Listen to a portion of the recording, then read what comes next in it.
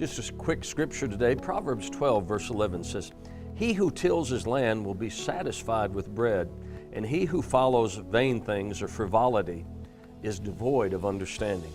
Read that, and maybe Proverbs is such a practical book, but I think of that, we live in a society, especially with all the lottery things, and people would like to go down and win the lottery, and a lot of times what people do is when they look at, for their boat to come in, or, something special to happen to sort of get them out of their situation that they may be in, a lot of times they miss what's right in front of them. And what Proverbs says, if we will till our land, now I realize he's talking to an agrarian culture, but basically said, if you'll take care of what you've been given, you'll be satisfied with bread.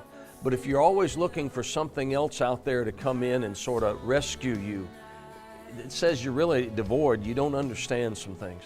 So maybe the challenge is, rather than looking for greener pastures, looking for things, something better to come along, maybe what we need to focus on is, are we doing everything we can to to cultivate our families, to cultivate our children, to cultivate our ministry in the church, or even cultivate the church. Some people looking for new church. I just need to go someplace new.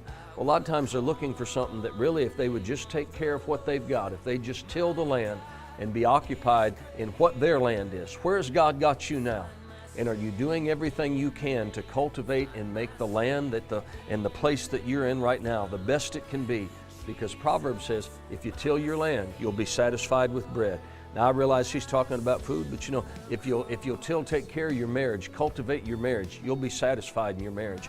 If you'll cultivate, spend time with your kids, cultivate your relationship with your kids, you'll be satisfied in your parent-child relationship. If you'll cultivate, make the job the best you can, do all that you can in there, cultivate, be the best worker you can, you'll be satisfied maybe with raises and bonuses. You could go right on down the list. In the church, are you doing everything you can to make the church that you go to the best place that it could possibly be, in your land, your ministry in that church?